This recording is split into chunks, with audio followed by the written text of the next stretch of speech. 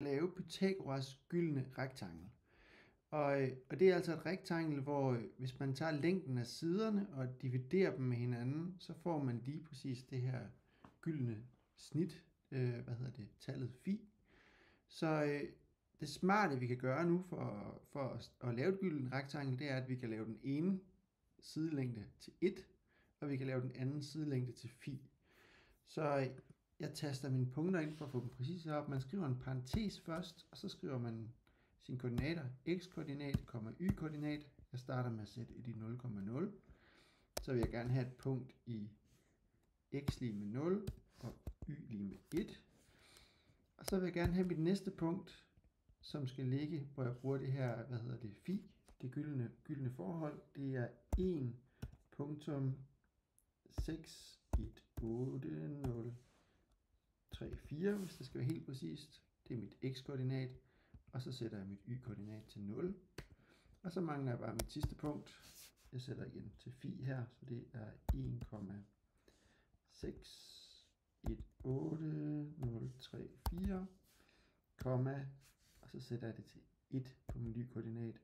Så har jeg hjørnerne nu på mit gyldne rektangel. Så kan jeg jo lige tegne nogle linjer her imellem.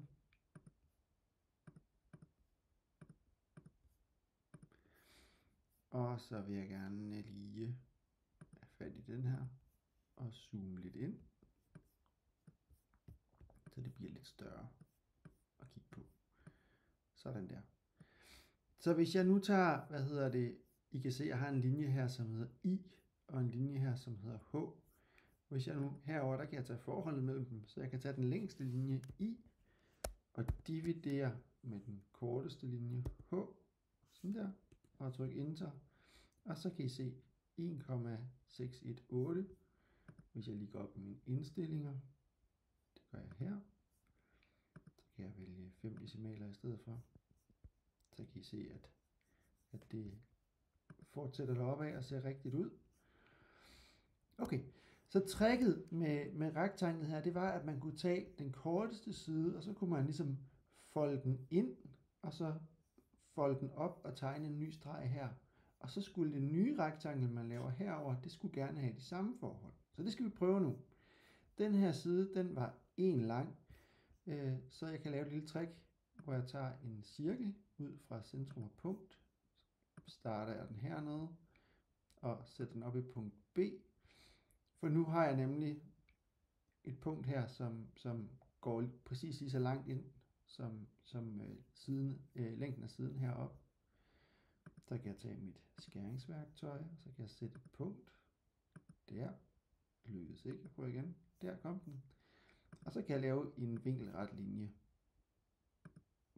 på den streg. Jeg trykker på linjen, og så trykker jeg på punktet. Og så kan jeg jo lige sætte et skæringspunkt heroppe også. Så nu har jeg lavet mit nye rektangel her. Så vil jeg gerne, for at tjekke om det her er rigtigt, så kan jeg lige gå ind og tage et linjestykke og tegne her. Og I kan se, at det kommer til at hedde K, og jeg kan lige give det en farve. Gør den lige grøn, så den er til at få øje på. Så kan vi se K heroppe. Så nu skulle det gerne være sådan, at forholdet mellem K og H har det samme som forholdet mellem I og H herude. Så vi kan prøve det. Vi tager den længste side H og dividerer med den korteste side K og trykker Enter. Og sørme så, om ikke det gav det samme gyldne forhold, som vi kunne se deroppe var det. Der var det. Jeres øvelse nu er at tage jeres nye rektangel her, gøre det samme, som jeg gjorde her med det første store rektangel, og så få tegnet et tredje gyldent rektangel hernede, og tjek om ikke det er rigtigt, at siderne stadigvæk har det gyldne forhold. Og så kan I fortsætte med at gøre det, så lang tid som I gider, for at se om I kan blive ved med at lave nye rektangler, som er gyldne. God fornøjelse med det.